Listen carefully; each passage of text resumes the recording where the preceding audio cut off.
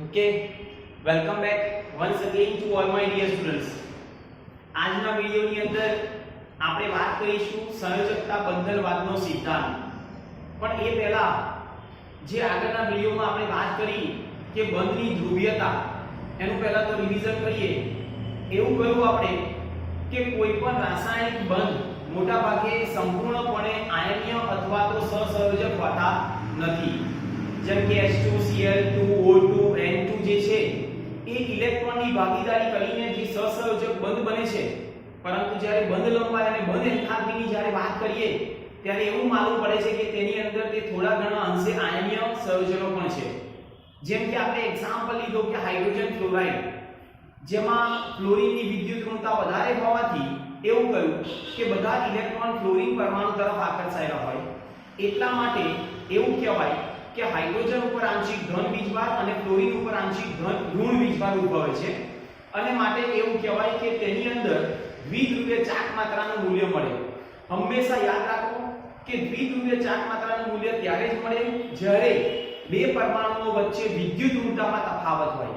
જેટલી તફાવત વધારે હોય એટલી દ્વિધ્રુવીય ચાક માત્રા વધારે. બરોબર? જેમ કે પાણીના અણુની પણ આપણે વાત કરી કે ઓક્સિજન બે હાઇડ્રોજન પરમાણુ સાથે બે સહસંયોજક બંધથી જોડાય છે, ત્યારે એવું કહીએ છે કે તે પણ ઓક્સિજનની વિદ્યુત ઋણતા વધારે હોવાથી તેના ઉપર આંશિક ઋણ વીજભાર અને હાઇડ્રોજન ઉપર આંશિક ધન વીજભાર અને બંધ ધ્રુવીય બને છે. પરંતુ BeCl2 ની વાત કરીએ તો તમે જુઓ કે બંને BeCl2 કાં તો BeF2 જે છે એ બંને દિશામાં એનો આકાર કેવો છે? તો આપણે કહીએ કે રેખીય. બરોબર?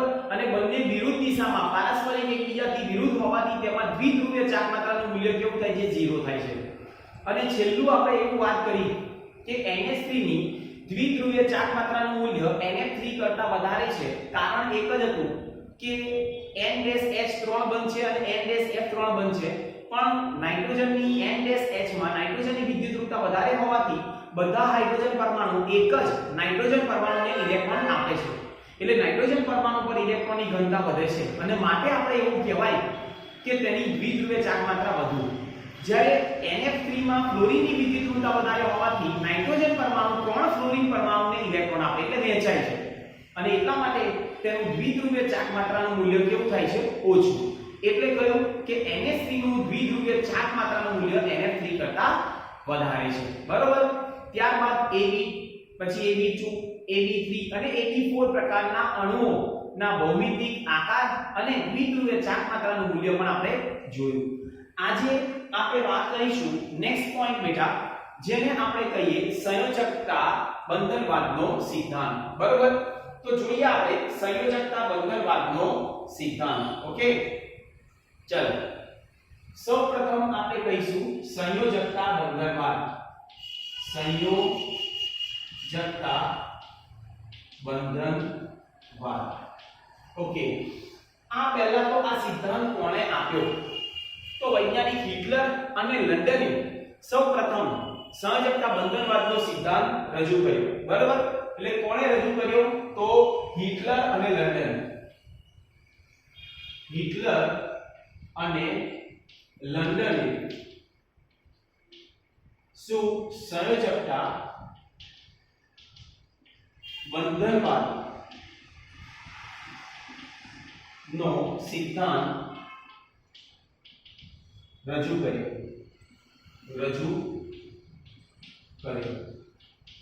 બરોબર છે? ત્યારબાદ તેને વિકસિત કોણે કર્યો? તો લિનસ પાઉલી અને સ્લેટરે તેને વિકાસ એટલે કે વિસ્તૃત અભ્યાસ અને વિકાસ કર્યો. બરોબર? એટલે એ આપણે લખવાની કઈ જરૂર છે નહીં. આ સિદ્ધાંત શું કહે છે?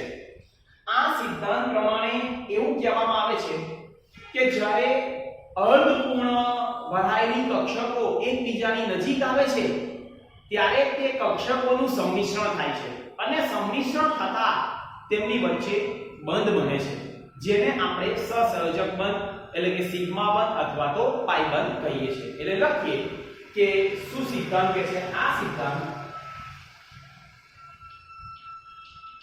શું કહ્યું બેટા? કે આ સિદ્ધાંત પ્રમાણે જ્યારે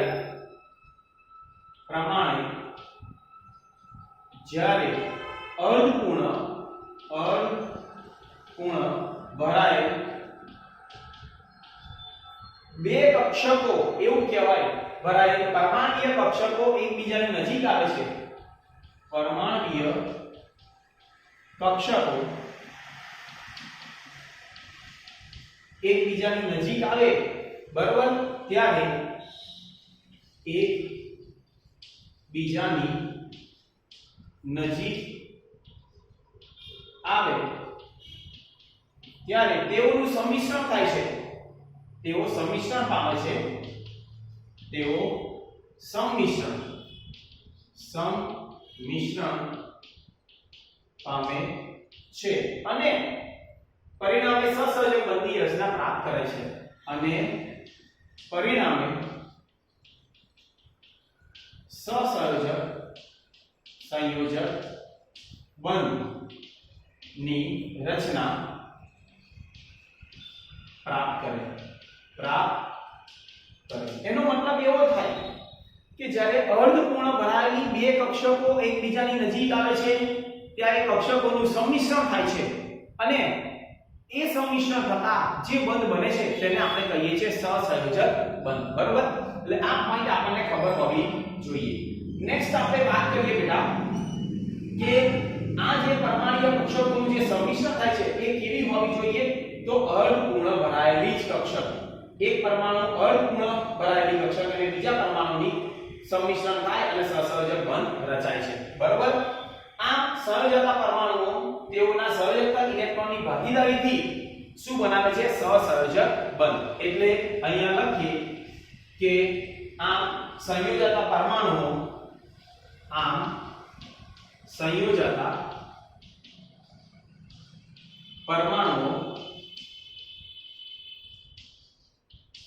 શું કહીશું તો સંયોજકતા પરમાણુઓ જે છે તે તેઓના સંયોજકતા ઇલેક્ટ્રોનની ભાગીદારી કરી તેઓના સંયોજકતા ઇલેક્ટ્રોનની ભાગીદારી કરી ઇલેક્ટ્રોનની ભાગીદારી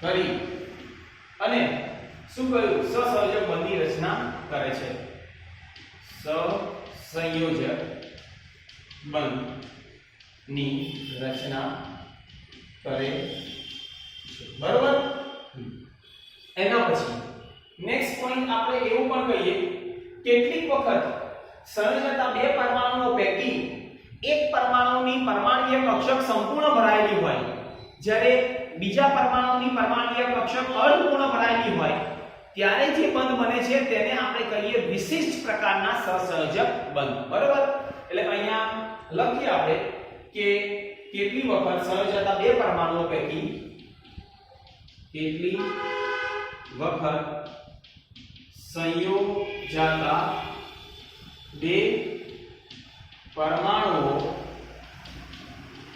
પૈકી શું થાય કોઈ એક પરમાણુ પાસે પૂર્ણ ભરાયેલી કક્ષક હોય કોઈ એક પરમાણુ પાસે પૂર્ણ ભરાયેલી કક્ષક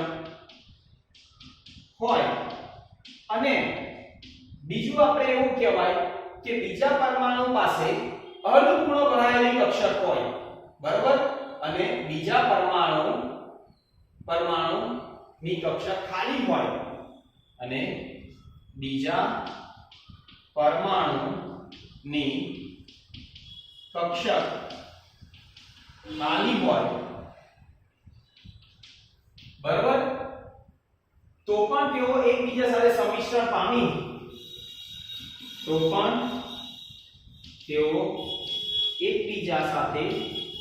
બીજા સાથે સંમિશ્રણ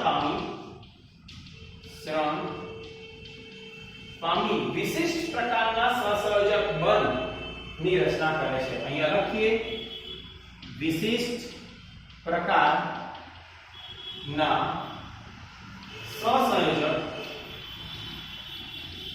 બંધની રચના કરે છે બરોબર એટલે કયા પ્રકારનો બંધ બનાવે બેટા વિશિષ્ટ પ્રકારનો સહસંયોજક બંધ બને છે ઓકે હવે દાખલા તરીકે આપણે કોઈ એક્ઝામ્પલ લઈએ કે હાઇડ્રોજન તત્વના બે પરમાણુઓ A અને B દાખલા તરીકે હાઇડ્રોજન તત્વના બે પરમાણુ A અને B જેઓ Na અને Nb કેન્દ્ર ધરાવે છે જેઓ Na અને Nb કેન્દ્ર ધરાવે છે બરાબર કેન્દ્ર ધરાવે છે ક્લિયર ધારો કે તે એકબીજાની નજીક જાય છે બંને પરમાણુઓ ઇલેક્ટ્રોન અનુક્રમે Ea અને બંને પરમાણુ ના ઇલેક્ટ્રોન અનુક્રમે Ea અને Eb છે બરાબર ખ્યાલ આવે છે Ea અને Eb જ્યારે આ બે પરમાણુઓ એકબીજાથી ખૂબ જ વધુ અંતર હોય છે એટલે એવું લખીએ કે જ્યારે આ બે પરમાણુઓ એકબીજાથી ખૂબ જ દૂર અંતરે હોય છે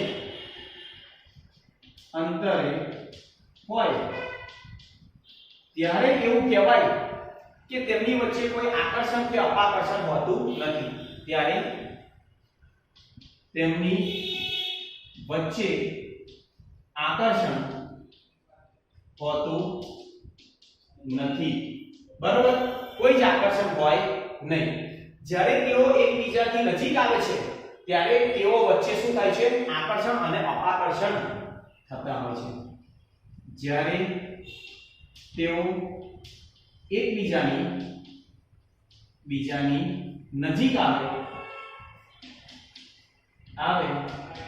ત્યારે તેમની વચ્ચે આકર્ષણ અને અપાકર્ષણ થાય છે બરોબર એટલે જ્યારે બે પરમાણુઓ એકબીજાની નજીક આવે છે ત્યારે તેમની વચ્ચે આકર્ષણ અને અપાકર્ષણ ઉદ્ભવે છે હવે આપણે જોઈએ કે આકર્ષણ બળો કોના લીધે અને અપાકર્ષણ કોના લીધે તો પહેલા તો આકર્ષણ બળ વિશે વાત કરીએ તો આકર્ષણ બળ બરાબર જેમાં પહેલું આપણે એવું કહીએ પરમાણુ પોતાના કેન્દ્ર અને ઇલેક્ટ્રોન વચ્ચે ઉદ્ભવતું આકર્ષણ પરમાણુ પોતાના કેન્દ્ર અને ઇલેક્ટ્રોન વચ્ચે ઉદ્ભવતું આકર્ષણ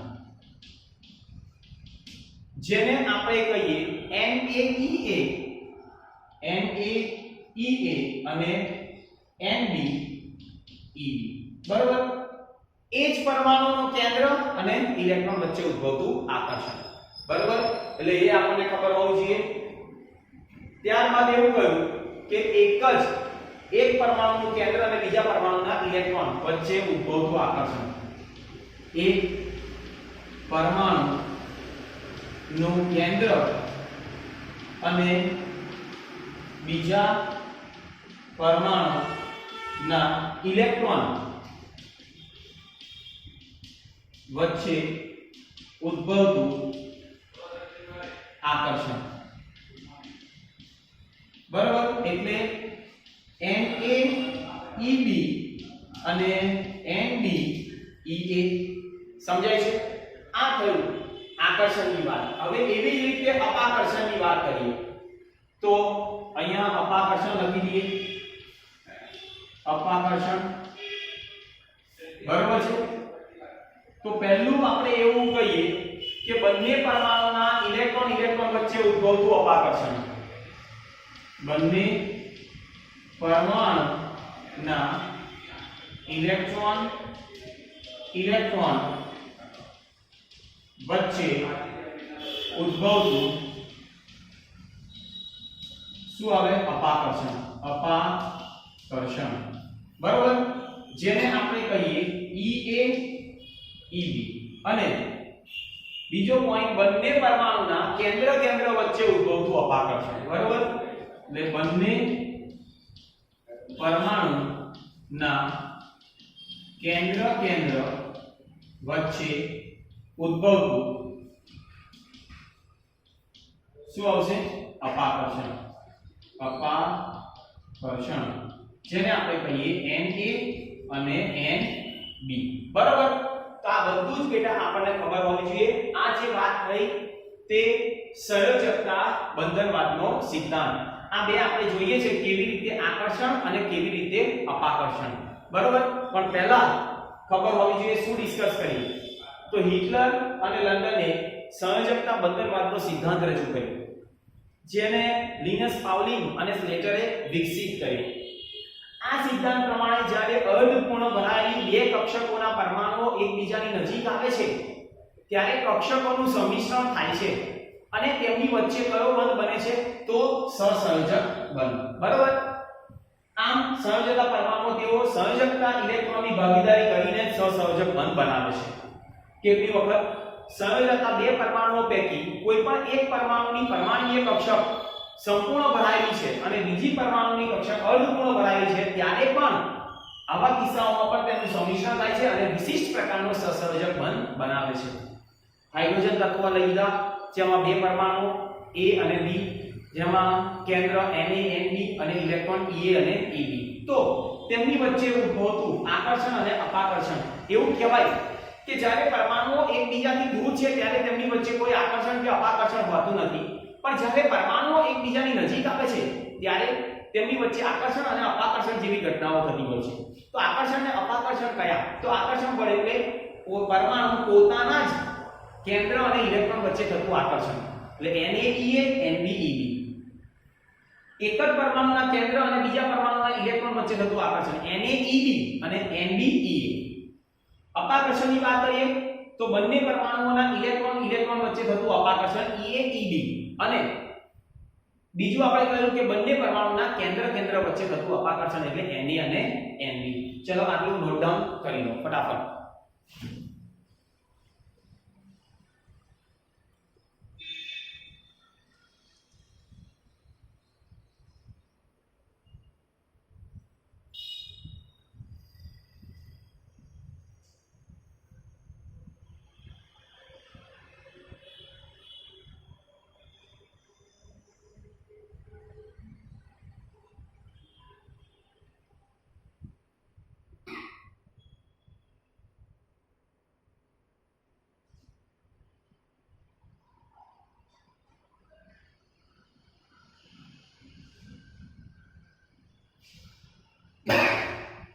અહીંયા આપણે જોઈએ બેટા કે આ જે આકર્ષણ અને અપાકર્ષણ છે એને આપણે લખવું હોય તો આ રીતે પણ લખી શકાય દાખલા તરીકે તમે જો કે અહીંયા છે EA આ EA બરોબર અહીંયા NA સોરી આ EB અને અહીંયા NB બરોબર છે તો એવું કહેવાય કે ડોટેડ લાઈન એટલે જૂનું આકર્ષણ આ બે વચ્ચે ડોટેડ થઈ ગઈ કે એક જ પરમાણુમાં એટલે આ જૂનું પરમાણુ હોય તો તેની અંદર કેન્દ્ર ઇલેક્ટ્રોન એટલે આ જે આકર્ષણ હશે એ જૂનું હશે પણ જ્યારે આ બે પરમાણુઓ નજીક આવે છે ત્યારે તેમની વચ્ચે જે આકર્ષણ થાય એટલે આ રીતે અને આ રીતે તો આ આકર્ષણ જે આવ્યું એ કેવું કહેવાય નવું આકર્ષણ બરોબર એટલે આ બે પરમાણુઓ જ્યારે નજીક આવે છે અહીંયા આપણે લખીએ જૂનું આકર્ષણ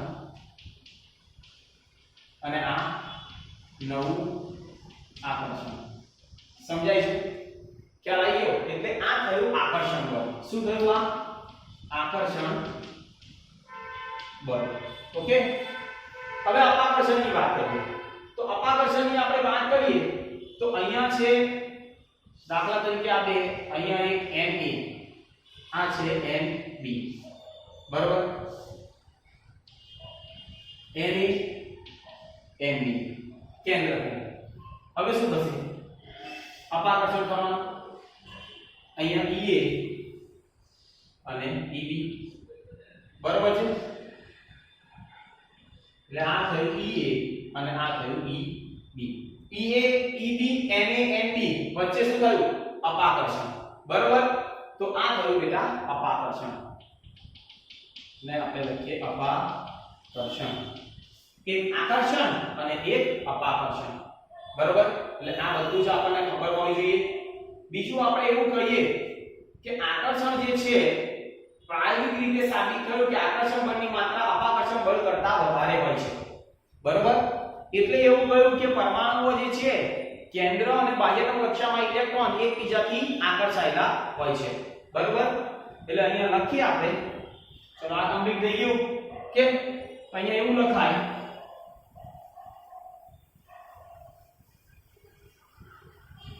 કે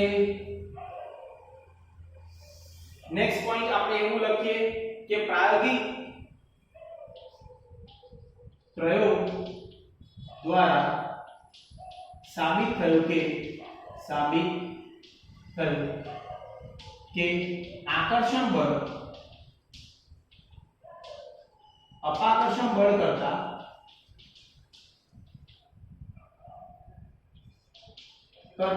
કેવું હોય છે તો આકર્ષણ બળોની માત્રા એટલે કે અપાકર્ષણ બળ કરતા વધુ હોય છે બરોબર આકર્ષણ બળની માત્રા અપાકર્ષણ બળ કરતા વધુ હોય છે અને પરિણામે આપણે એવું કહેવાય કે પરમાણુઓ એકબીજાથી નજીક જાય છે અને તેઓ સ્થિતિ ઘટે છે સ્થિતિ ઊર્જા ઘટે છે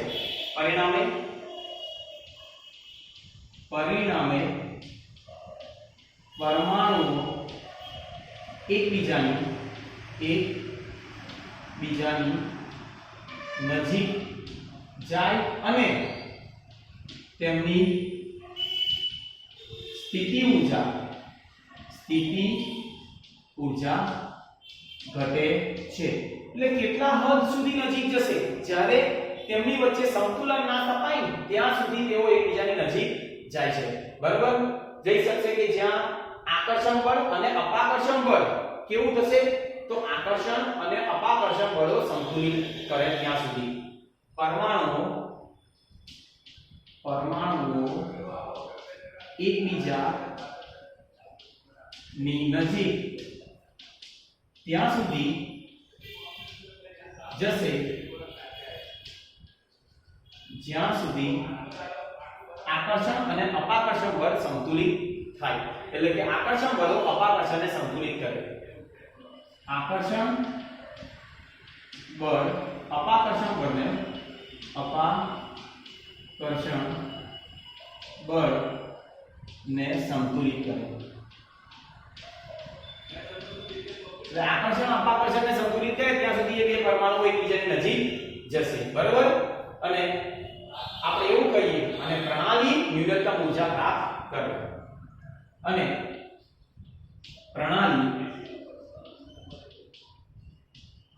ન્યૂનતમ ઊર્જા પ્રાપ્ત કરે ક્લિયર સમજી ગયા એટલે આપણે એવું કહેવાય હાઇડ્રોજન પરમાણુ એકબીજાને જોડાય તો અમુક ચોક્કસ અંતર રાખી સ્થાયી હાઇડ્રોજન અણુ બને જેમ કે હાઇડ્રોજન અણુની વાત કરીએ ને તમને કદાચ ખબર છે કે H2 અણુ હોય તો આ બે પરમાણુઓનું સંમિશ્રણ થાય છે કક્ષકો તો એની બંધ લંબાઈ આપણને બધાને ખબર છે દાખલા તરીકે આ એક હાઇડ્રોજન અને આ બીજો હાઇડ્રોજન બરાબર તો કેન્દ્ર વચ્ચે આ કેટલું અંતર છે તો આપણને ખબર છે 74 પિકોમીટર ક્લિયર એટલે હાઇડ્રોજન કોઈ એક ચોક્કસ સંતુલિત કરશે અને બંને વચ્ચે કેન્દ્ર વચ્ચેના સંતુલિત અંતરને તેની આપણે બંધ લંબાઈ કહીએ છીએ જે આપણે ભણી ચૂકેલા છે બરાબર એટલે એક વસ્તુ ખબર હોવી જોઈએ કે આકર્ષણ બળની માત્રા અપાકર્ષણ કરતા વધારે હોવાથી પરમાણુઓ એકબીજાની નજીક આવે છે અને ક્યાં સ્વત સુધી નજીક આવે કે જ્યાં સુધી આકર્ષણ અપાકર્ષણને સંતુલિત ના કરે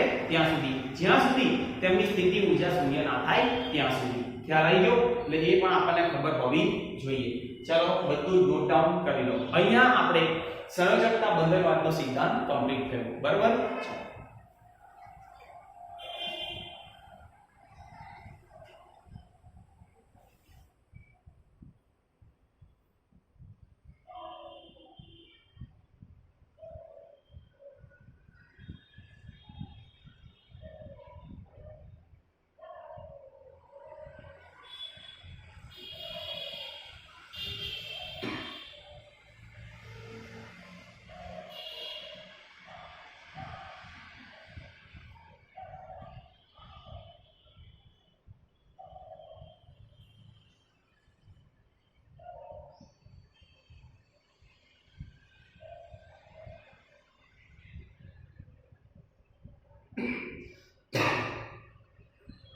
चलो नेक्स्ट આપણે જોઈએ બેટા કે સંયોજકતા બંધનવાદની અભિધારણાઓ.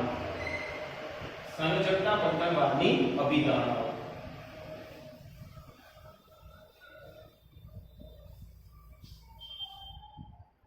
Next point અભિધારણાઓ.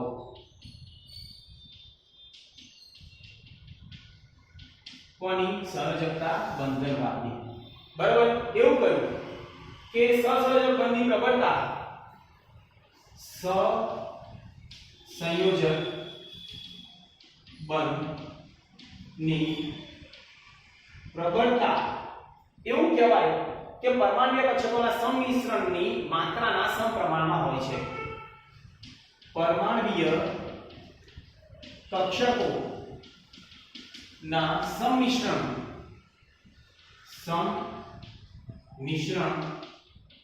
ની માત્રા ના સમપ્રમાણમાં હોય છે. બરોબર? સમપ્રમાણમાં હોય છે. એનો મતલબ એવો થાય બેટા કે જેટલા પ્રમાણમાં પરમાણ્વીય કક્ષકોનું સંમિશ્રણ વધારે થતું હોય ને એટલો જ એ સહસંયોજક બંધ વધુ પ્રબળ હોય. બરોબર? એટલે સંમિશ્રણ જેટલું વધારે એટલો એ બંધ વધારે પ્રબળ. એટલે આટલું આપણે યાદ રાખવું. બરોબર છે? જેમ કે આપણે એવું કહીએ કે સંમિશ્રણ પામતી, હવે એની અભિધારણાઓ. તો પહેલી અભિધારણા એવું કહ્યું સંમિશ્રણ પામતી પરમાણ્વીય કક્ષકના ઊર્જાનો તફાવત ખૂબ જ ઓછો હોવો જોઈએ. જ્યારે બે પરમાણ્વીય કક્ષકોનું સંમિશ્રણ થાય છે તો બંનેની ઊર્જા સમાન હોવી જોઈએ લગભગ. બરોબર? એટલે આપણે એવું કહીએ કે પહેલો પોઈન્ટ મિશ્રણ પામતી પરમાણ્વીય કક્ષકો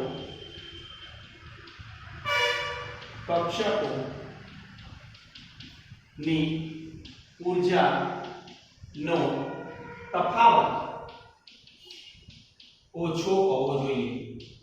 ઓછો હોવો જોઈએ. બરાબર? બીજું એવું કહ્યું સંમિશ્રણ પામતી પરમાણ્વીય કક્ષકો અર્ધપૂર્ણ હોવી જોઈએ. સંમિશ્રણ પામતી પરમાણ્વીય કક્ષકો અર્ધપૂર્ણ ભરાયેલી હોવી જોઈએ. બરાબર છે? અને ત્રીજો પોઈન્ટ એવો કયો કે પરમાણ્વીય કક્ષકોનું યોગ્ય માત્રામાં સંમિશ્રણ થવું જોઈએ. તો પરમાણ્વીય કક્ષકોનું યોગ્ય માત્રામાં સંમિશ્રણ થવું જોઈએ જેથી તેમની વચ્ચે રાસાયણિક બંધની રચના થઈ શકે. જેથી રાસાયણિક બંધની રચના થઈ શકે. બરોબર? આ શું થયું બેટા? ત્રણેય અભિધારણાઓ. કોની? તો આપણે એવું કહેવાય કે સંયોજકતા બંધનવાદના સિદ્ધાંતો. ક્લિયર? સમજી ગયા? હવે પરમાણ્વીય કક્ષકોનું કેવી રીતે સંમિશ્રણ થાય છે અને કોનું કોનું સંમિશ્રણ થાય છે એ બધું આપણે આવતીકાલે જોઈશું. અહીંયા સુધી આપણે વાત કરી કે ફરીથી એક વખત પહેલા રિવિઝન કરીએ કે સંયોજકતા બંધનવાદનો સિદ્ધાંત, જેમાં સૌપ્રથમ કોણે સિદ્ધાંત રજૂ કર્યો? તો આપણે બધા જાણીએ છીએ કે હિટલર અને લંડને આને રજૂ કર્યો અને લિનસ પાઉલી અને સ્લેટરે તેને વિકસિત કર્યો. તેણે કહ્યું કે અર્ધપૂર્ણ ભરાયેલી બે પરમાણુય કક્ષકો એકબીજાથી નજીક આવે છે ત્યારે તેમનું સંમિશ્રણ થાય છે અને તેમની વચ્ચે સહસંયોજક બંધ બને છે. બરાબર? પરંતુ કેટલાક કિસ્સાઓમાં એવું બંધ બને છે કે એક પરમાણુય કક્ષક પૂર્ણ ભરાયેલી હોય અને બીજી અર્ધપૂર્ણ ભરાયેલી હોય, તો તેવા કિસ્સાઓમાં પણ તેમનું સંમિશ્રણ થાય છે અને વિશિષ્ટ પ્રકારનો સહસંયોજક બંધ બને છે. જેમ કે હાઇડ્રોજનની આપણે એક્ઝામ્પલ લીધા કે બે હાઇડ્રોજન પરમાણુ છે જેમાં એક પરમાણુનું કેન્દ્ર Na અને Nb અને ઇલેક્ટ્રોન Ea અને Eb, તો તેમની વચ્ચે આકર્ષણ અને અપાકર્ષણ થતા હોય છે. આકર્ષણની આપણે વાત કરી તો એક જ પરમાણુના કેન્દ્ર અને ઇલેક્ટ્રોન વચ્ચે થતું આકર્ષણ એટલે Na Ea Nb Eb, અને જુદા જુદા પરમાણુઓના કેન્દ્ર અને ઇલેક્ટ્રોન વચ્ચે થતું આકર્ષણ એટલે NaEb અને NbEa આપણે જોયું. બરાબર?